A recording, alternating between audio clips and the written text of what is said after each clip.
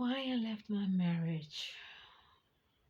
I believe that I left my marriage because I'd say a big part of it is I went into that marriage for the wrong kinds of reasons.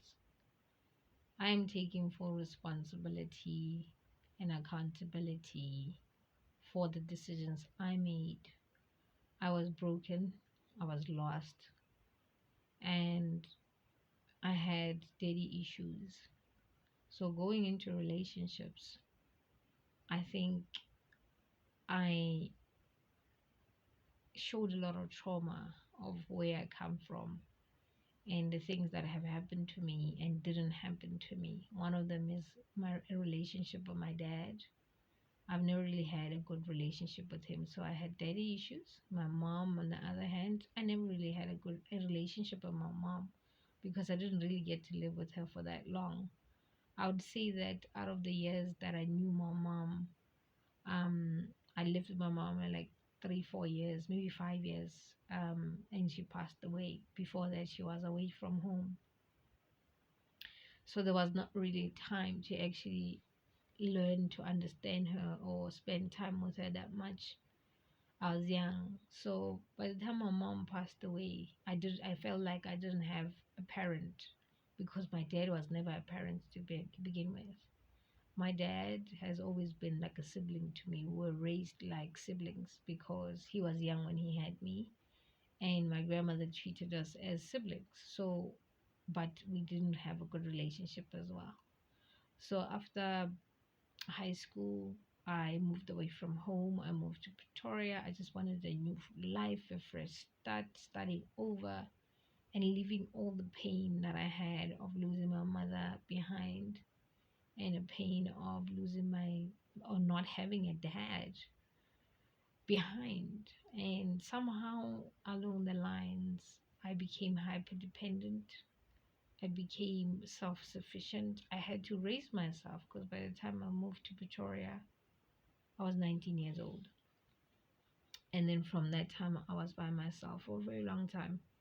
I learned living by myself. I school everything I did for myself, look for a job. When school didn't work out, I looked for a job. So by the time I met my ex-husband, I was isolated in a way. I was sad, I was lonely, and then I needed stability. I needed someone who brings stability. And most times when you are broken, when you have this trauma in you, you attract people or you get attracted to people that have structure, that have a mom and a dad. And that's exactly what I did. He had a mom and a dad under one roof. I never had that. And somehow I believe that is what I needed because with someone who grew up under such structure, you expect them or you kind of have this idea that they would believe or embody the same kind of values and standards and morals and all that stuff. And he was someone who also had his own wounds and traumas, and he kind of fit like a glove.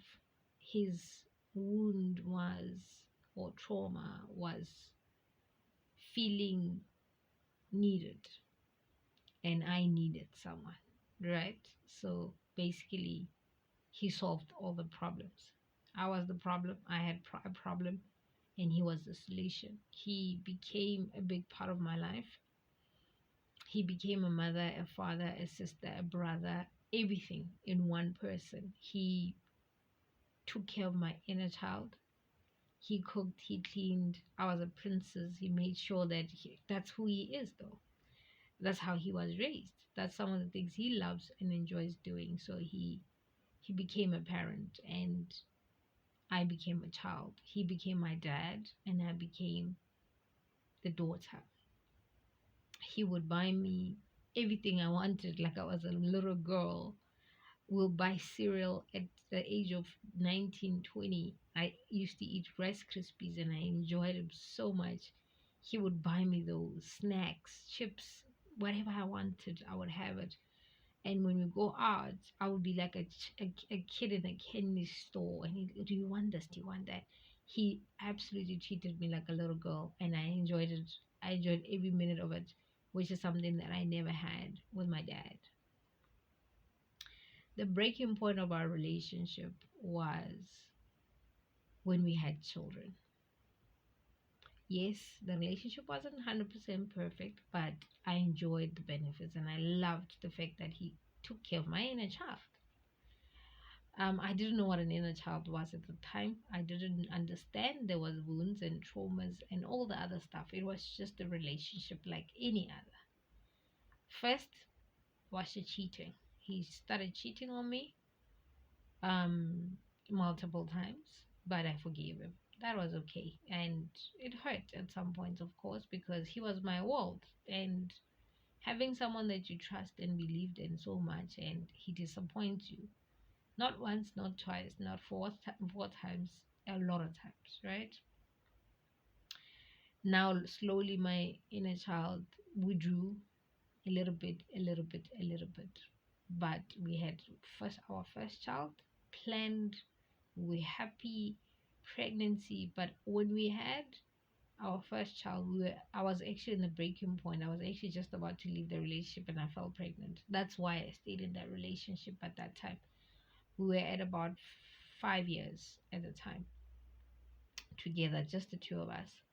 We had our first daughter, and that was kind of when the relationship started shaking a lot more because his attention slowly moved away from me and he catered more to our children, to our child, first child. Then within 2 years, we had another baby. He wasn't happy about that. He withdrew emotionally, didn't want to have another child, and but we had our second child because somehow I knew God was blessing me with the blessing that I actually was waiting for. I don't know why. I had this strong urge that my daughter was going to change my life, my second child. And I was like, even if you leave me, I'm not going to do anything about the child. I'm going to have this baby. He eventually came around. And the more he came around, the more I withdrew. The more he withdrew from me, his attention moved away from me to the kids. Now I started feeling neglected. My inner child wasn't taken care of. My inner child was not safe with him anymore because he had cheated and disappointed me many, many, many, many times. The relationship was just a relationship, but it wasn't exciting, wasn't fun anymore. And 2020, during the lockdown, that is one of the parts of the relationship that fell apart even more. Somehow, I just knew that that was not the relationship I wanted to be in. I felt like an outsider. Now that I have two daughters, he is the father. The kids are more closer to him even. It's even worse. It hurts and it's even more painful because I feel like a fourth wheel in this kumbaya, this beautiful relationship with the kids. He's a good father. He's taking care of their needs. He's cooking, he's cleaning, he's taking care of them, bathing them, playing with them, catering to each and every need that our children had. But then there was me. Everything I'm used to, everything that he used to give to me is no longer available for me. Emotionally, he doesn't take care of me or care about me anymore. So now it clearly shows that I have issues. At that time, I'm still not understanding what's happening. I started seeking attention outside of our marriage because he was already doing it anyway. So I felt like, okay, maybe this is the way of life. Let's give it a try. And I decided to do what he does, which is look for support somehow to keep going.